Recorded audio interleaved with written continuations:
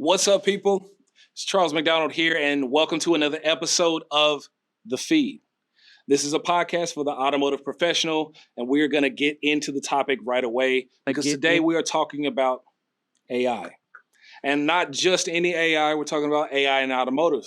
And not just AI in automotive, we're talking about AI in your dealership, where it really matters. So we're going to get into it, but I want to introduce a special guest. Today, we are joined by none other than Jim Kaskade, the AI expert and enthusiast himself. I'm giving him that tag. He can't take it away. That's what I think he is. So that's today. That's what we're going to go after. But we're going to get into this conversation. I'm going to bring him on right now. How's it going, Jim? Charles, everybody.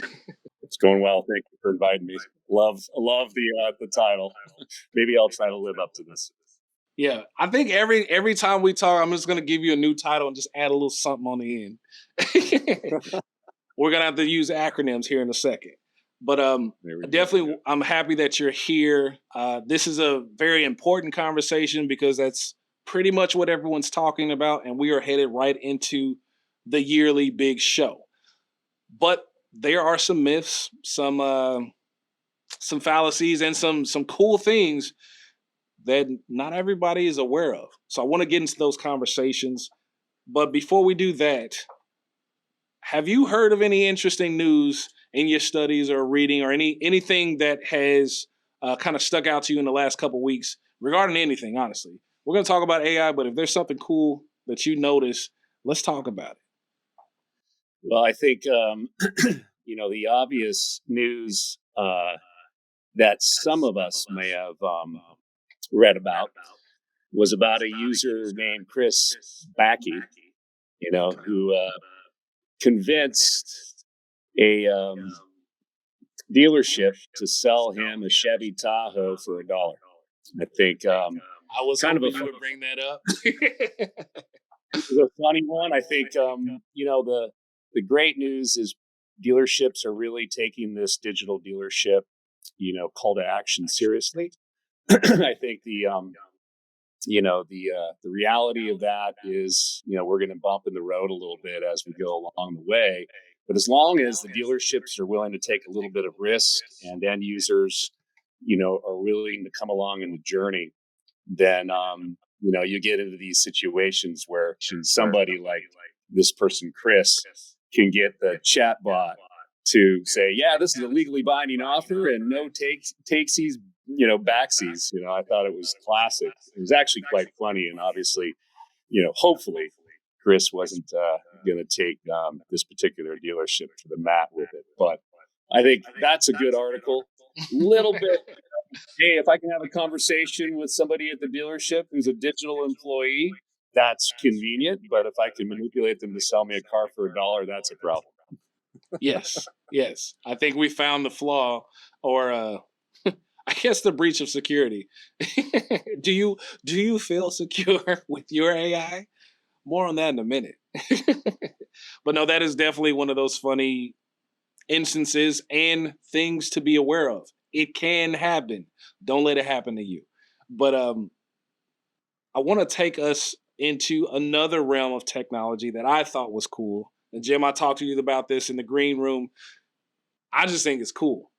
I'm not even sure how much AI is in this tech, but it is cool. And that is a great sign for our industry in general. So let's pop into that. I'm actually going to play a clip from YouTube, and I think you're going to like it.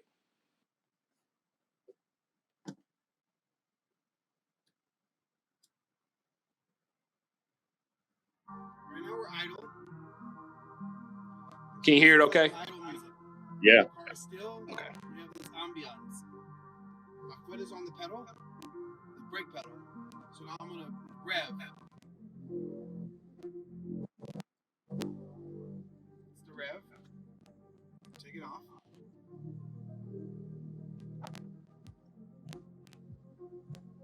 Drums come in at 15 miles an hour. Brake. Pay attention to the turn. Whoa. Left turn.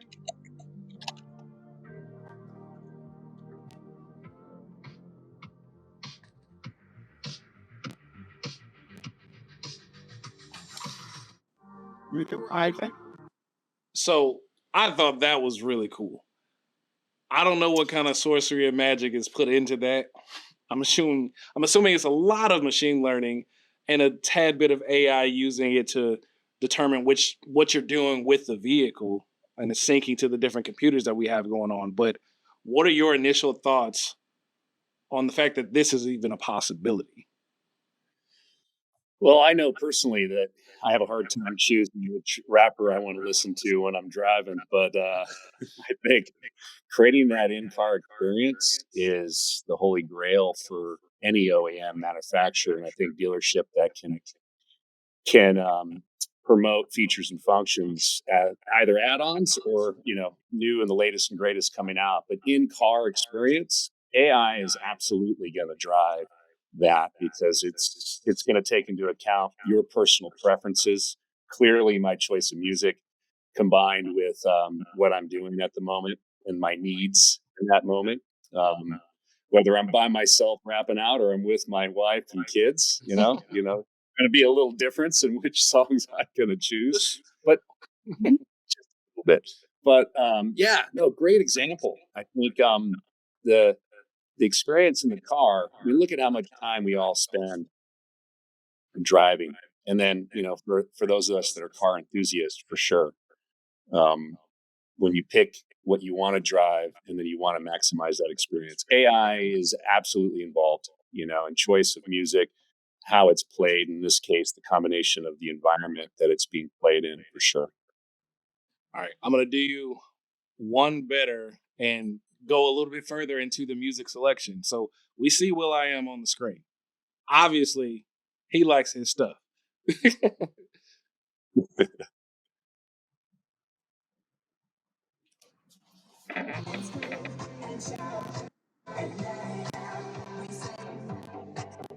Mercedes drive is idle right now. As soon as we accelerate, the music changes. Listen to that.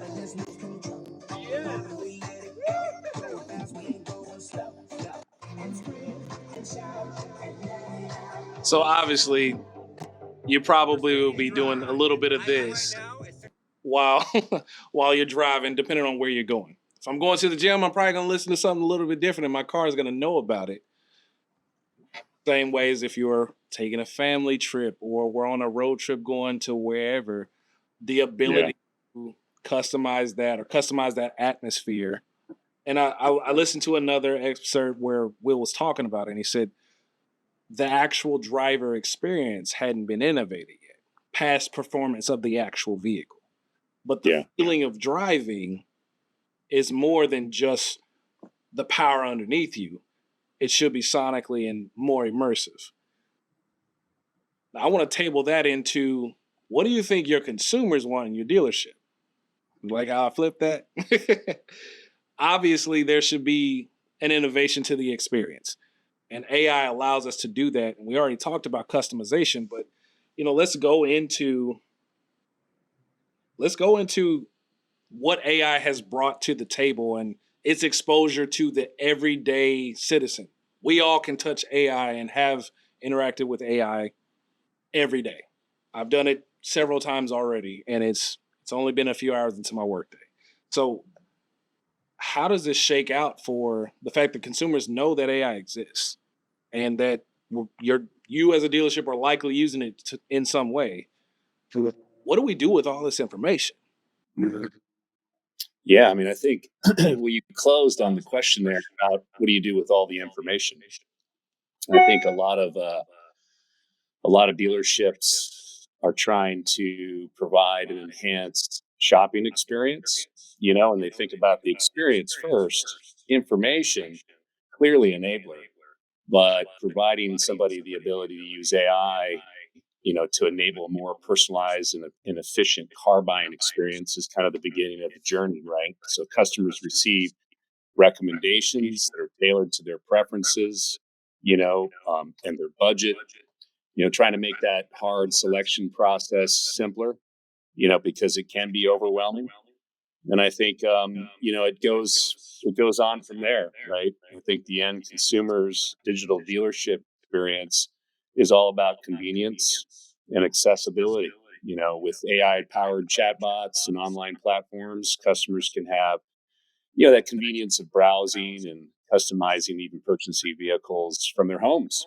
I think that's a function of today post COVID, where, 24/7 accessibility from the home, significantly influences, how you got to think about engaging with your end consumer. And I think these AI tools, can provide customers with detailed information about the vehicles, including the performance data, safety features, comparison with other models, all of this information actually helps customers make informed decisions. That's kind of, to me, that's kind of the starting point. So let's just pause there and think about that a little bit. Yeah. I think, being able to help consumers make decisions is probably the swan song of every salesperson. I just want you to land on something that I can sell you. But the other side of convenience is convenience for the user. I know there's this big stigma, and it's not as big because that bubble's been burst, but the idea that AI is here to take all of our jobs and doom and gloom and it's going to take over. And that's not exactly how AI works, especially not right now at the level of technology it is. However, AI is there as a tool to be utilized. And I can say this with full chest: AI is not going to take a job, but there is a chance that someone who knows how to use AI very proficiently will. It is a tool just like all the other tools that have come before it, but this tool gives us the ability to move way more efficiently than we've ever had to or been able to in the past. Consume way more data, make better decisions based off of that data because of what's happening. Hey, this is how it all is laid out. So you couple that with good, clean data and a data set that you're actually working with, then you make your decisions on top of having information to make you look smart. You don't have to physically know all the answers, but if you have them within reach when you're working with your customer, that's going to help them make that decision a lot faster. Yeah. And I think you can add a lot more when it comes to just communication. Simply being able to communicate better. That's a leg in of its own that AI brings to the table. We are not historically good at communicating consistently as an industry or even as a people. Yeah, I think when we look at the mass amount of information available that's now at our fingertips conversationally, we can have a dialogue, not just with the salesperson and the service center, but we can be informed as end users. And I think dealerships that do embrace this new AI technology can enhance that, knowledge exchange, right? And it does get down to, like you said, it's not a job replacer because, when electricity was turned on, people who adopted it, innovated with it. The telephone, people adopted, innovated with it. Radio was adopted quickly, television. The PC was a big inflection point in technology. The mobile phone, obviously, and then the World Wide Web. These are all kind of big transformative steps, over the decades. AI, fastest growing and fastest impacting tech since the history of tech. So clearly, the faster you adopt it, the faster you're going to be able to be part of that, inflection point that I think is going to be the most amazing transition for us as end consumers. And when we talk about auto experiences, from the second you're online researching to the time you step into the, onto the floor, and then when you roll your car off the curb and then come back to the service center, all of these touch points now are going to be a combination of digital and physical. And I think the dealership that takes the information knows how to make sure that we're not invading people's privacy and we're not overly reliant on automation. We're not ignoring the fact that there are some biases built into the data itself, and, we're careful in understanding how the experience enhances the end customer when they walk into our dealership. I think we get down to the point where people will probably stub their toes if they don't train their employees. Lack of employee training on what this AI really means, how to use it, will make it harder for people to adopt and adapt. I think, but ultimately, those who do, we're not going to see jobs go away. We're going to see more of them because we're going to be able to create more innovation and more demand. And, instead of one salesperson selling 100 cars a month, maybe it's going to be twice that many, or it's 100 of even better sales that results in long time, high lifetime value customers coming back over and over again because they love the experience over and above the dealership next door that didn't do the same thing. Well said. Now, you touched on something about training the staff and setting expectations. What is a best case scenario day in the life of a dealership that uses AI? If you had to map this out, let's make believe for a second that Charles and Jim own a franchise of our choosing, and this is a dealership of today, not of the future. Yeah. It's the dealership of right now, because we don't need to worry about the future because everything else is moving so fast. What would an adequate, not this is a super progressive store, this is just an adequate application of AI on a daily basis from 9 a.m. till we shut the doors at 9 p.m. What does that look like on a regular day? Yeah. Well, first of all, my father was in the dealership probably at 7 a.m. and didn't leave until 11. But I get where you're going. Yeah, I was trying to be nice, guys. I know you're there. I know you're there. But this is our dealership, and it's make believe world. You don't have to get here early. Those that are listening, I've been in the car business since I was in Jumpy, as a child. For those of you who don't know what a jumpy is, that's a outfit that's connected the top and the bottom. So I kind of look at it as, the opening hours. Okay, so let's just think about this digital experience. Opening hours, all the automated systems kick in, right? As the dealership opens, AI systems, my franchise, AI systems start analyzing the overnight customer inquiries, right? Because while we were sleeping, chatbots had already handled basic queries and scheduled appointments and allowed the staff to focus, on getting ready and getting themselves into the store. And so then we kind of come in. And of course, first thing that happens at dealership, at least from what I remember, is the morning briefing, right?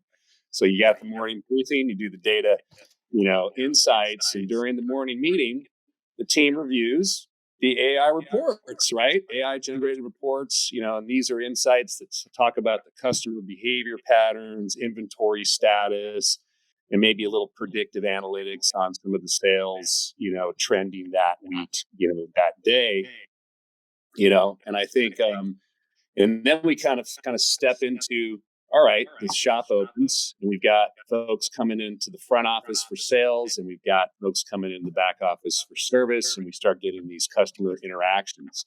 Now, clearly, you're in my franchise, we're going to have personalized and efficient, throughout the day. The AI is assisting in personalizing those customer interactions. It's providing sales staff with detailed customer profiles, including their preferences before they even come in, any past interactions, obviously coming out of, AutoAlerts CRM, and all showing all the tailored and effective conversations that ever has happened between the AI and the customer leading up to that face-to-face, and I think about, okay, people are taking test drives. Now, yours and my dealership, we're actually going to take the test drive to the customers and then continue it, at the store. And we're going to have this experience that's totally optimized, right? So I think test drives, the AI will assist in planning those, delivering it, bringing it back, into the store based on customer preferences, make sure the vehicles, that maybe some of the latest OEMs have equipped the vehicles with AI, offering enhanced experiences, are well understood, and kind of, made sure we emphasize, those OEM vehicles that do have that. And I think I think then the back office becomes more and more interesting, inventory management, because Charles, you're in my dealership is going to be killing it. We're going to have so much volume coming through our store that inventory management now is going to become really important, streamlined and predictive. All the afternoon appointments, I think those are the most important, at least from what I remember my father talking about, who closes quicker. Sales and service appointments in the afternoon, they're going to utilize AI efficiently, virtual configuration for cars, AI powered financing options, predictive maintenance tools in the service department, all doing one thing and one thing only, which is improving that customer experience, right?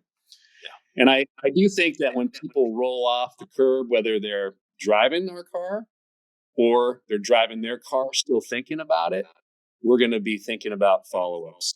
And so that's got to be automated and it's got to be personalized, because as the day winds down, you want to bring those people that didn't quite get over the hump back into the store the next day, where AI tools are going to analyze, the performance of that day by a salesperson, and figure out how to make sure that customer comes back and we maximize foot traffic the next day.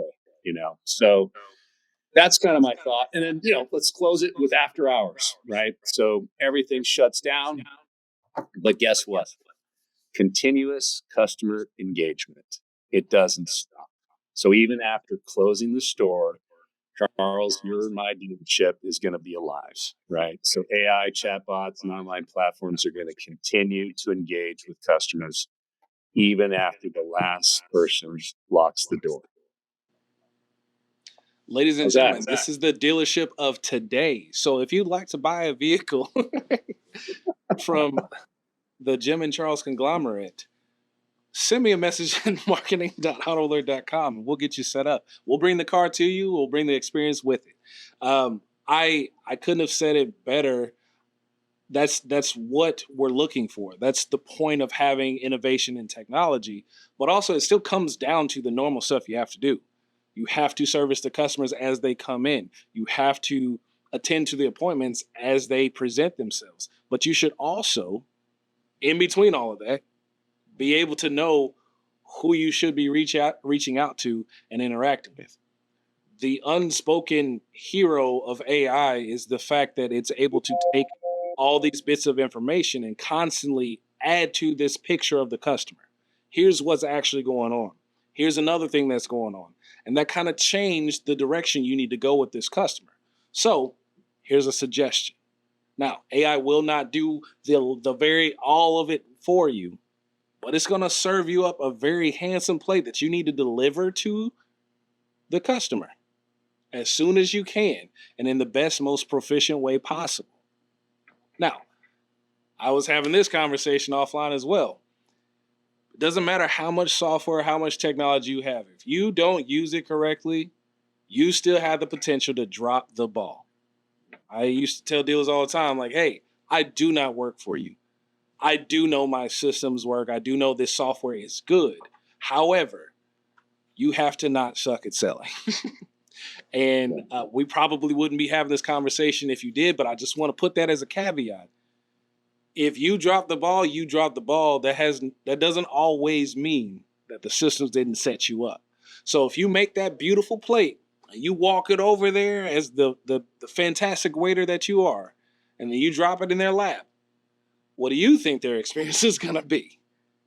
You technically got them what they wanted, everything they needed, but then the delivery was a fumble. There's different connection points that we have to make there, and we can go on and on about the possibilities of how this could affect this part of the dealership. It's not just sales. I'm glad you brought up the back office. There's a lot going on there, right? We're talking about customers who are buying vehicles today. We're talking about customers who are getting deliveries. We're also talking about customers who may be due for service or needing warranties. what could we apply this to based on what we know about what's available today from a financial standpoint, right? How does automation speed up the F&I process, which we all know we want that to be as quick as possible, but delivering the most valuable as possible for the customer and the dealership? Or mobile service. It is not a new thing anymore. I do not want to come to your store to get my vehicle serviced.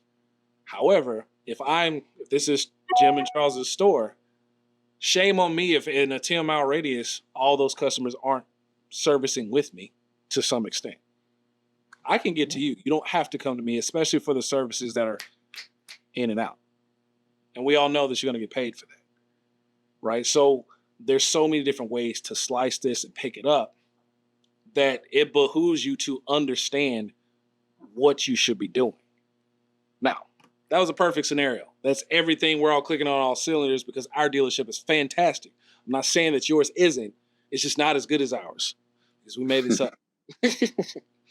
But, let's go into a little bit about doing it wrong. We already mentioned the selling the car for $1. What are some of the other booby traps that dealers might be falling into upon this exploration of AI in their dealership? Well, the first thing that comes to mind, just because we at my business are dealing with some pretty large groups that, are not just sensitive to their brand, like I think all dealerships are, but they're sensitive to the legal, exposure to applying anything, and not making sure they think through, the negative aspects of it. So it comes down to me first as an end user of any new technology. What's my invasion of privacy? I really have to take privacy into consideration because with more and more digital touch, excessive data collection, becomes a reality. There's just more places for me to know more about you. And there's more opportunities to misuse that customer data, which can lead privacy concern and then lead to trust issues. And so I think because I have, such a family history, my dad was the number one seller no matter what he sold. And it was because of that human interaction. People just trusted him, and if he didn't think the car was good for that particular person, he sent him to a different dealership to get the right vehicle. And it was just that level of trust. So personal human interaction is never going to go away. And the trust that can be built of that, really hard to replicate in an automated setting. So AI automation, we've got to be careful because it takes a long time to earn the trust, really fast to lose it, right? Yes. But don't let folks, get to a position where they feel like you're misusing the information you're gathering. So you got to be really careful on disclosing how AI is being used, what it's being used for, how the data, is being applied. And then I think beyond that, back to that, my dad was the number one seller, being over reliant on automation, not knowing where to weave in the personal human touch and the digital, automation or AI touch. That requires, I think, the digital dealership, Charles and Jim's dealership, of mapping the journey and making sure you have a healthy combination of digital and human throughout that journey. So you can't just rely on an AI exchange. Somebody's got to pick up the phone and say, "Hey, how did it go? Did you get what you needed? Can we talk about your experience?" And so I think there's got to be that healthy balance through a really thoughtful mapping.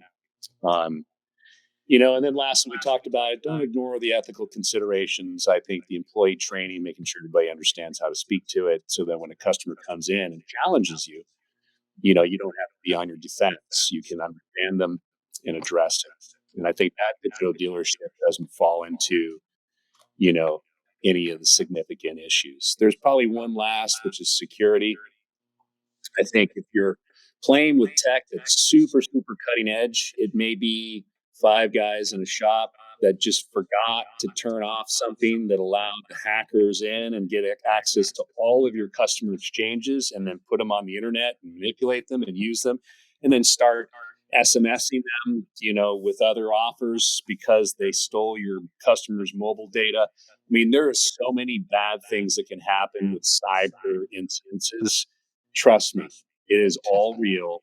And you could be that dealership that got taken down because someone just got access to all of your information. So be careful. Don't sign up with just the 5-person shop because they're really cutting edge.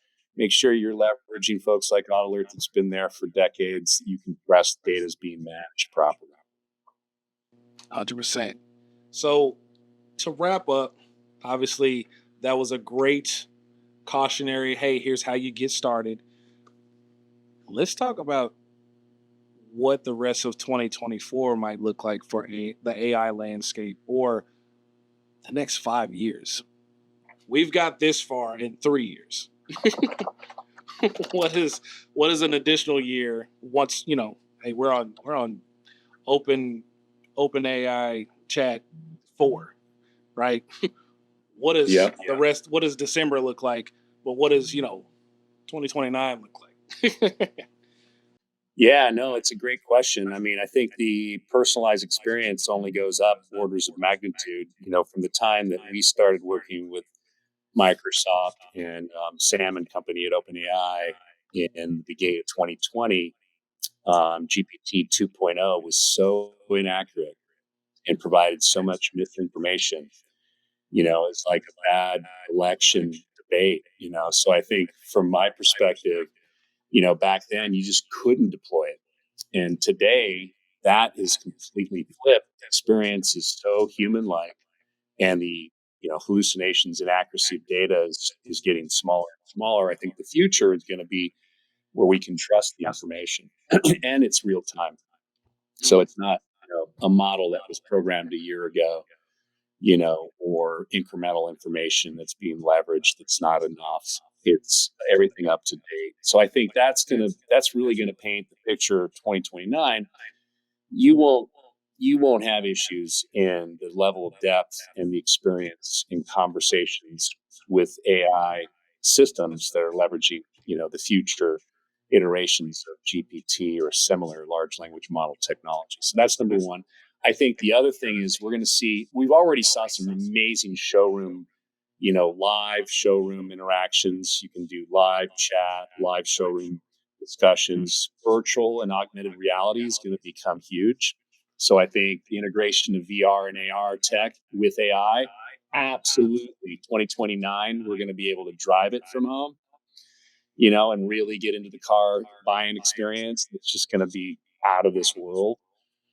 And I think, practically speaking, automated intelligent customer service just gets, over the top better, where we're so far ahead of any issue with the vehicle. And if there is, how we're going to be so far ahead in terms of how quickly we can get it resolved. But that 24/7 customer support and kind of answering queries, scheduling services, all of that's just going to be so much more seamless because of the, I think the interaction, the data behind the chats, and the predictive analytics for inventory and maintenance is going to be phenomenally better.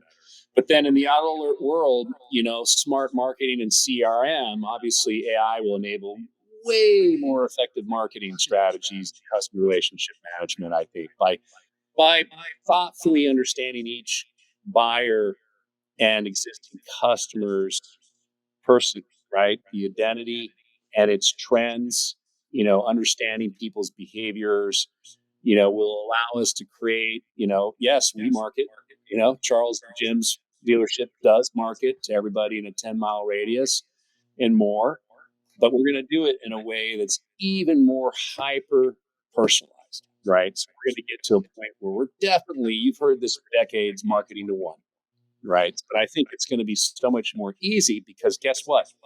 With AI interactions, you're going to be, yes, collecting more data with the support of the end user. They're going to say, yes, you can do this so that you can then in turn provide me better experience. And with that, we're going to have so much more targeted, opportunities. Like, we know when your sons and daughters are ready for that new car. We know what the best, options are for them. We know that you need a warranty extension or you're in expiration and you should expand that because it's better for the family.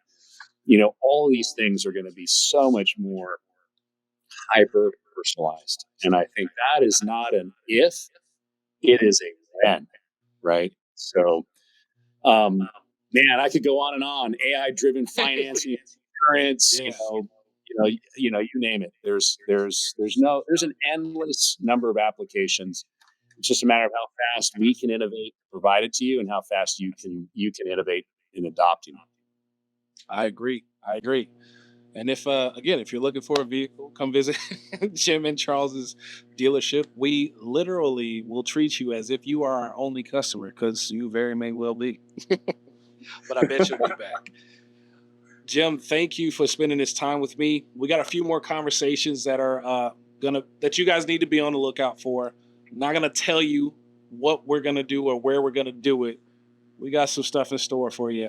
But Jim, as always, fantastic time talking to you. And on those next ones, we'll maybe get a little bit deeper into a few different nooks and crannies.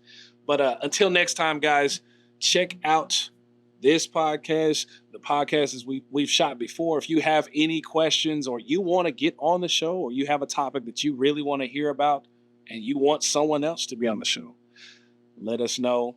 Hit us up at marketing.autoalert.com. You can message me. You can find me on all the socials as well. Jim, follow Jim. Read every article that he posts because you will learn something. There's no way not to. I wanted to say thanks one more time, Jim, and